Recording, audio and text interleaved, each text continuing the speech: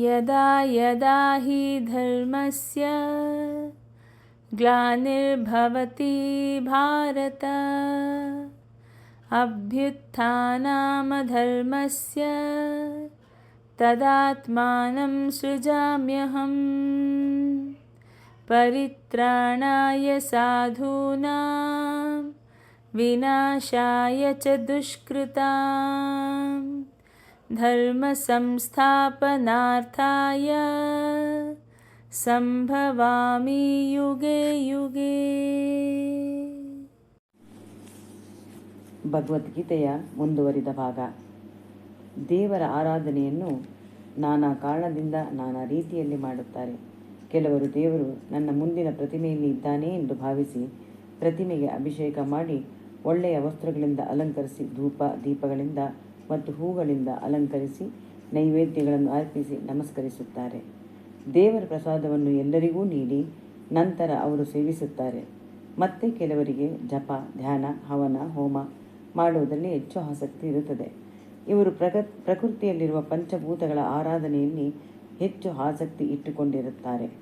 ಇವರಿಗೆ ಆಕಾಶ ಗಣೇಶ, ಗಾಳಿ ವಾಯುದೇವರು, ನೀರು ಗಂಗೆ, ಭೂಮಿ ಭೂದೇವಿ ಮತ್ತು ಅಗ್ನಿಯನ್ನು ಆರಾಧಿಸುತ್ತಾರೆ. ನಾವು ಬದುಕಿರುವುದು ಪ್ರಕೃತಿಯೊಂದಿಗೆ. ಪ್ರತಿ ಕ್ಷಣವೂ ಪ್ರತಿ ವಸ್ತುವು ಪ್ರಕೃತಿಯಿಂದ ಪಡೆದಿರುತ್ತೇವೆ. ವಿಜ್ಞಾನ ಯುಗದಲ್ಲಿರುವ ನಾವು ಹೊಸ ಪ್ರಯೋಗಗಳಿಂದ ನಾನಾ ರೀತಿಯ ಆವಿಷ್ಕಾರ ಮಾಡಿ ನೂತನವಾಗಿರುವ ಜನರಿಗೆ ಉಪಯೋಗವಾಗುವಂತಹ ವಸ್ತುಗಳನ್ನು ತಯಾರಿಸಿರಬಹುದು. ಆದರೆ ಪ್ರಕೃತಿಯಲ್ಲಿರುವ ವಸ್ತುಗಳನ್ನು ಉಪಯೋಗಿಸಿಕೊಂಡೇ ಪ್ರತಿ ಪ್ರಯೋಗವನ್ನು ಯಶಸ್ವಿಯಾಗುತ್ತಾನೆ. ಜಗತ್ತನ್ನು ಸೃಷ್ಟಿ ಮಾಡುವಾಗಲೇ ತನ್ನ ಮಕ್ಕಳಿಗೆ ಬೇಕಾದಾಗ ಉಪಯೋಗಿಸಿಕೊಳ್ಳಬಹುದು ಎಂದು ದೇವರು ಸಿದ್ಧಪಡಿಸಿದ್ದಾರೆ. ನಮ್ಮ ಋಷಿಮುನಿಗಳು ಈ ದೈವಿ ಸಂಪತ್ತನ್ನು ಕೃತಜ್ಞತೆಯಿಂದ ಮತ್ತು ಭಕ್ತಿಯಿಂದ ಸ್ವೀಕರಿಸುತ್ತಿದ್ದರು. ಹವನ ಹೋಮಗಳನ್ನು ಮಾಡಿ ದೇವತೆಗಳನ್ನು ಪ್ರೀತಿಯಿಂದ ಮತ್ತು ಭಕ್ತಿಯಿಂದ ಬರಮಾಡಿಕೊಂಡು ಮೊದಲು ಅವರಿಗೆ ಸಮರ್ಪಿಸಿ ನಂತರ ಮಿಕ್ಕವರ ಪ್ರಸಾದವನ್ನು ಸ್ವೀಕರಿಸುತ್ತಿದ್ದರು. ಇದನ್ನು ಕರ್ತವ್ಯ ಎಂದು ಭಾವಿಸುತ್ತಿದ್ದರು. ಇದರಿಂದ ತೃಪ್ತಿ ಹೊಂದಿದ ದೇವತೆಗಳು ಜನರನ್ನು ಮತ್ತು ಜಗತ್ತನ್ನು ರಕ್ಷಿಸುತ್ತಿದ್ದರು. ಇದನ್ನು ಮಾಡದಿರುವವರಿಗೆ ಪಾಪ ಮಾಡಿದಂತೆ. ನಾವು ಕರ್ಮವನ್ನು ಮಾಡದೇ ಇರುವುದಕ್ಕೆ ಸಾಧ್ಯ ಇಲ್ಲ. ಯಜ್ಞ ರೂಪದಲ್ಲಿ ಸಮರ್ಪಿಸಿದಾಗ ಕರ್ಮ ಅಂಟುವುದಿಲ್ಲ. ಈ ಕಾರಣದಿಂದ ಶ್ರೀಕೃಷ್ಣ ಅರ್ಜುನನಿಗೆ ಕರ್ಮವನ್ನು ಮಾಡು, ಆದರೆ ಫಲಾಪೇಕ್ಷೆ ಇಟ್ಟುಕೊಳ್ಳಬೇಡ ಎಂದು ಹೇಳಿರುವುದು. ಹಾಗೆಂದು ಕಾಟಾಚಾರಕ್ಕೆ ಮಾಡಬೇಡ ಎಂದು ಎಚ್ಚರಿಕೆಯನ್ನು ನೀಡಿದ್ದಾನೆ. ಫಲಾಪೇಕ್ಷೆ ಇಟ್ಟುಕೊಂಡು ಮಾಡುವವರು ಕೃಪಣರು. ಭಗವಂತನಿಗೆ ಕೊಡುವುದರಲ್ಲಿ ಒಂದು ಆನಂದವಿದೆ. ಇದರಿಂದ ಭಗವಂತ ನನ್ನಿಂದ ಸ್ವೀಕರಿಸಲು ಇಷ್ಟಪಟ್ಟು ಅದಕ್ಕೆ ಬೇಕಾದ ಅನುಕೂಲವನ್ನು ಕರುಣಿಸಿ ಪಡೆಯುತ್ತಿದ್ದಾನೆ ಎಂದು ಭಾವಿಸಬೇಕು. ನನ್ನ ಮೇಲಿನ ಪ್ರೀತಿಯಿಂದ ಈ ಅವಕಾಶವನ್ನು ನೀಡಿದ್ದಾನೆ, ನಾನು ನಿಮಿತ್ತ ಮಾತ್ರ ಎಂದು ಅಂದುಕೊಳ್ಳಬೇಕು. ಆಗ ಮಾತ್ರ ಆ ಕಾರ್ಯ ಮಾಡಿದ್ದಕ್ಕೆ ಸಾರ್ಥಕವಾಗುವುದು. ಪಂಚಭೂತಗಳಿಗೆ ನಮ್ಮನ್ನು ನಿಯಂತ್ರಿಸುವ ಶಕ್ತಿ ಇದೆ. ನಾವು ಬೀಜ ಹೊಲದಲ್ಲಿ ಬಿತ್ತುತ್ತೇವೆ. ಭೂದೇವಿಯನ್ನು ಸ್ಮರಣೆ ಮಾಡಿದಾಗ ಸ್ಪಂದಿಸುತ್ತಾಳೆ. ಪಂಚಭೂತಗಳು ಸಹಕರಿಸಿದರೆ ಮಾತ್ರ ನಮ್ಮ ಜೀವನ ಸುಖವಾಗಿರಲು ಸಾಧ್ಯ.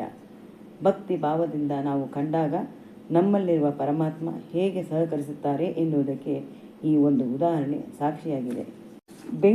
ಬೆಂಗಳೂರಿನಲ್ಲಿ ಕಂಪನಿಯೊಂದರಲ್ಲಿ ಕಾರ್ಯನಿರ್ವಹಿಸುತ್ತಿದ್ದ ಶ್ರೇಯನ್ಸ್ ಜೈನ್ಗೆ ಹಸುವನ್ನು ತಂದು ಸಾಕಬೇಕೆಂಬ ಆಸೆ ಇತ್ತು. ಕೋವಿಡ್ ಮಹಾಮಾರಿ ಜಗತ್ತನ್ನು ವ್ಯಾಪಿಸಿದ ಕಾರಣ ಮನೆಯಲ್ಲಿ ಕುಳಿತು ಕಾರ್ಯನಿರ್ವಹಿಸುವಂತಾಯಿತು. ಈ ಅವಕಾಶವನ್ನು ಉಪಯೋಗಿಸಿಕೊಂಡು ಹಸುವನ್ನು ತಂದು ಸಾಕುವ ಮನಸ್ಸಾಯಿತು. ಆಗ ತಾನೇ ಹುಟ್ಟಿದ ಎತ್ತಿನ ಮರಿಯನ್ನು ಕರೆದುಕೊಂಡು ಬಂದರು. ಭೀಷ್ಮ ಎಂದು ಅದಕ್ಕೆ ನಾಮಕರಣ ಮಾಡಿ ಪ್ರೀತಿಯಿಂದ ಸಾಕಿದರು. ಮನೆಗೆ ಮೊದಲ ಬಾರಿ ಬಂದ ಗೋವನ್ನು ಧರ್ಮಸ್ಥಳದ ಮಂಜುನಾಥ ಸ್ವಾಮಿಗೆ ಅರ್ಪಣೆ ಮಾಡುವುದು ಎಂದು ಹರಕೆ ಹೊತ್ತಿದ್ದರು. ಕರುವಿಗೆ 1 ವರ್ಷ 9 ತಿಂಗಳಾದಾಗ ಅದನ್ನು ಸ್ವಾಮಿಗೆ ಒಪ್ಪಿಸಿ ಬರಲು ನಿರ್ಧರಿಸಿದರು. ಪಾದಯಾತ್ರೆ ಮಾಡಿಕೊಂಡು ನಿತ್ಯ ತನ್ನ ಕಾಯಕವನ್ನು ಮಾಡಿಕೊಂಡು ಯಶಸ್ವಿಯಾಗಿ ಬಂದಿದ್ದರು. ಈ ಯುವಕ ಎತ್ತನ್ನು ಕರೆದುಕೊಂಡು ಹೋಗಲು ಹಳ್ಳಿಗಳ ಮಾರ್ಗವನ್ನು ಆರಿಸಿಕೊಂಡಿದ್ದಾರೆ. ಏಕೆಂದರೆ ಪಟ್ಟಣದ ಹಾದಿಯಲ್ಲಿ ಎತ್ತಿನ ಮರಿಯನ್ನು ಸುಲಭವಾಗಿ ಕರೆದುಕೊಂಡು ಹೋಗಲು ಕಷ್ಟ. ಆದರೆ ಇವರು ತನ್ನ ಕಂಪನಿಯ ಕೆಲಸಕ್ಕೆ ಲ್ಯಾಪ್ಟಾಪ್ ಬಳಸಬೇಕಾಗಿತ್ತು. ಅದಕ್ಕೆ ಅಂತರ್ಜಾಲ ವ್ಯವಸ್ಥೆ ಸಿಗುವ ಕಡೆ ಮಾತ್ರ ಮಾಡಬಹುದಾಗಿತ್ತು. ಇವರು ಹಾದು ಹೋಗುವ ಹಾದಿಯಲ್ಲಿ ಯಾರೂ ಪರಿಚಿತರು ಇರಲಿಲ್ಲ. ಆದರೆ ಇವರೊಂದಿಗೆ ಪರಮಾತ್ಮ ಇದ್ದು ಯಾವ ರೀತಿ ತೊಂದರೆ ಆಗದಂತೆ ಸಹಕರಿಸಿದ್ದಾನೆ. ಹಸುವಿಗೆ ಬೇಕಾದ ಆಹಾರವನ್ನು ಕೊಳ್ಳಲು ಇವರ ಬಳಿ ಹಣವಿತ್ತು. ಆದರೆ ಗೋವನ್ನು ಭಕ್ತಿಯಿಂದ ಕಾಣುವ ಜನರು ಸಿಕ್ಕಿ ಅಕ್ಕಿ ಬೆಲ್ಲ ನೀಡುತ್ತಿದ್ದರಂತೆ. ಹಿಂದೂಗಳು ಮಾತ್ರವಲ್ಲದೆ ಮುಸ್ಲಿಂ ಧರ್ಮದವರು ಸಹ ಹಣವನ್ನು ಸ್ವೀಕರಿಸಿಲ್ಲ. 36 ದಿನಗಳ ಪ್ರಯಾಣದಲ್ಲಿ ಭೀಷ್ಮನಿಂದಾಗಲಿ ಅಥವಾ ತನಗಾಗಲಿ ಯಾವ ರೀತಿ ಅನಾನುಕೂಲವೂ ಆಗಿಲ್ಲ. ಪವಾಡದಂತೆ ಆಗಿದೆ ಎಂದು ಹೇಳಿಕೊಂಡಿದ್ದಾರೆ. ಭೀಷ್ಮನನ್ನು ಪ್ರೀತಿಯಿಂದ ಸಾಕಿದ ಇವರಿಗೆ ಬಿಟ್ಟು ಬರುವಾಗ ದುಃಖ ಉಂಟಾಗಿದೆ. ಆದರೆ ಧರ್ಮಸ್ಥಳದಲ್ಲಿ ಬಿಟ್ಟಿರುವುದರಿಂದ ಚೆನ್ನಾಗಿರುತ್ತದೆ ಎನ್ನುವ ಸಮಾಧಾನವೂ ಇತ್ತು. ಯಾರು ಶ್ರದ್ಧೆಯಿಂದ ಕರ್ಮ ಮಾಡುವರೋ ಅಂಥವರು ಕರ್ಮದಿಂದ ಬಿಡುಗಡೆ ಪಡೆಯುತ್ತಾರೆ. ಈ ಮೇಲಿನ ಸತ್ಯಕತೆಯನ್ನು ಗಮನಿಸಿದಾಗ ಶ್ರೇಯಾನ್ಸ್ ಜೈನ್ ಸಾಧನೆ ಪರಮಾತ್ಮ ಮೆಚ್ಚುವಂಥದ್ದು.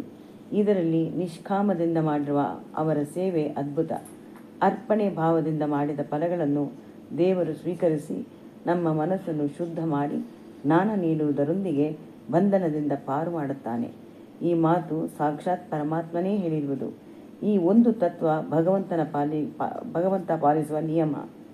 ನಾವು ಪ್ರೀತಿಸಿದರೆ ಪ್ರೀತಿಸುವ ವಸ್ತುವಿಗೆ ದಾಸರಾಗುತ್ತೇವೆ. ಜ್ಞಾನಿಯಾದವನು ದ್ವೇಷ ಮತ್ತು ಪ್ರೀತಿ ಎರಡರಿಂದಲೂ ನಿಸ್ಸಂಗವಾಗಿರುವನು. ಭಗವಂತನ ಸಾನ್ನಿಧ್ಯದಲ್ಲಿ ಸೇವೆ ಮಾಡುವ ಭಾಗ್ಯ ದೊರೆತಾಗ ನಾವು ಅದೇ ಭಾವನೆಯಲ್ಲಿ ಮನಸ್ಸನ್ನು ಮುಳುಗಿರಿಸುತ್ತೇವೆ. ಭಕ್ತಿ ಶ್ರದ್ಧೆಯಿಂದ ಎತ್ತರಕ್ಕೆ ಏರಲು ಸಾಧ್ಯವಾಗಿರುತ್ತದೆ. ಈ ಭಕ್ತಿಯ ಕಿಡಿ ಬೇರೆಯವರಿಗೂ ತಗಲಿ ಭಗವಂತನಲ್ಲಿ ಪ್ರೇಮ ಭಕ್ತಿ ಉಂಟಾಗುತ್ತದೆ. ಆದರೆ ಕೆಲವರಿಗೆ ಇಂದ್ರಿಯ ನಿಗ್ರಹ ಇಲ್ಲದ ಕಾರಣ ತೋರಣಿಕೆ ಭಕ್ತಿ ತೋರುವಲ್ಲಿ ನಿರತರಾಗಿರುತ್ತಾರೆ. ಇತರರಿಗೆ ತನ್ನಲ್ಲಿರುವ ಭಕ್ತಿಯ ಪ್ರದರ್ಶನ ಮಾಡಿ ತೋರಿಸುವ ಆಸೆ ಬಲವಾಗಿರುತ್ತದೆ. ಇದಕ್ಕೆ ಅವರಲ್ಲಿರುವ ಅಜ್ಞಾನವೇ ಮುಖ್ಯ ಕಾರಣ. ದೇವರನ್ನು ಮೆಚ್ಚಿಸುವುದಕ್ಕಿಂತ ಜನರ ಮನ್ನಣೆಗೆ ಹಾತೊರೆಯುತ್ತಾರೆ. ಜನರ ಗಮನ ತಮ್ಮ ಕಡೆ ಸೆಳೆಯಲು ಭಾವಾವೇಶ, ಜೋರಾಗಿ ಮಂತ್ರ ಜಪಿಸುವುದು, ದೇವರ ನಾಮ ಹಾಡುವುದು, ಯಾರನ್ನು ನೋಡಿದರೂ ತಕ್ಷಣ ಅವರ ಕಾಲಿಗೆ ಬೀಳುವುದು ಮಾಡಿ ತಮ್ಮ ಒಳ್ಳೆಯತನವನ್ನು ಪ್ರದರ್ಶಿಸುತ್ತಾರೆ. ಅಂತರಂಗದಲ್ಲಿ ಜನ ತನ್ನ ಒಳ್ಳೆಯತನ ಕಂಡು ಕೊಂಡಾಡಲಿ ಎಂದು ಕುಣಿಯುವುದು, ಕೀರ್ತನೆಯನ್ನು ಹಾಡುವುದು, ಹಿರಿಯರ ಕಾಲಿಗೆ ಬೀಳುವುದು ಇದೆಲ್ಲ ಸಜ್ಜನರ ಲಕ್ಷಣವೇ. ಆದರೆ ಜನ ಮೆಚ್ಚುವುದು ನಿರೀಕ್ಷಿಸುವುದು ತಪ್ಪಾಗುತ್ತದೆ. ನಮ್ಮ ಆತ್ಮ ಒಳಮುಖವಾಗಿ ಇರುವುದು. ದೇಹ, ಮನಸ್ಸು, ಇಂದ್ರಿಯ ನಮ್ಮ ಆತ್ಮಕ್ಕೆ ಹೊರಗಿದೆ.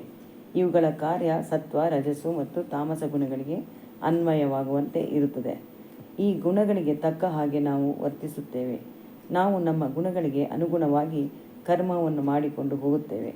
ಆದರೆ ನಾವು ಮಾಡುವ ಕರ್ಮವನ್ನು ನಾನು ಮಾಡಿದ್ದು ಎಂದು ಹೇಳುತ್ತೇವೆ. ಆದರೆ ನಾವು ಸ್ವತಂತ್ರರಲ್ಲ.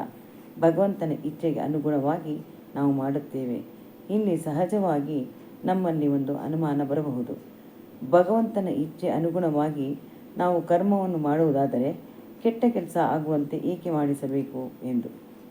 ಪ್ರತಿ ಜೀವಿಗೂ ಒಂದು ಇಚ್ಛೆ ಇರುತ್ತದೆ. ನಮ್ಮ ಸ್ವಭಾವ ಮತ್ತು ಪೂರ್ವಜನ್ಮದ ಸಂಸ್ಕಾರದಂತೆ ಭಗವಂತ ಮಾಡಿಸುತ್ತಾನೆ. ಒಬ್ಬ ಕಳ್ಳತನ ಮಾಡಬೇಕಾದರೆ ಮಾಡಲು ಶಕ್ತಿಯನ್ನು ನೀಡುವವನು ಭಗವಂತ. ಅವನು ಇಚ್ಛೆಪಟ್ಟು ಕಳ್ಳತನ ಮಾಡಿಸುತ್ತಿಲ್ಲ. ಕಳ್ಳತನ ಮಾಡುವವನಿಗೆ ಭಗವಂತ ಬೇಕಾದ ಶಕ್ತಿಯನ್ನು ಮಾತ್ರ ಭಗವಂತ ನೀಡುತ್ತಾನೆ. ವ್ಯಕ್ತಿಯ ಇಂದ್ರಿಯಗಳು ಮನಸ್ಸನ್ನು ಪ್ರೇರೇಪಿಸುತ್ತದೆ. ಮನಸ್ಸು ಬುದ್ಧಿಗೆ ಸೂಚನೆ ಕೊಡುತ್ತದೆ.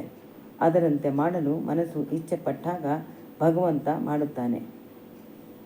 ಆದರೆ ಮಾಡಿದ ಕರ್ಮದ ಅನುಗುಣವಾಗಿ ಕರ್ಮ ಬಂಧನವಾಗುತ್ತದೆ.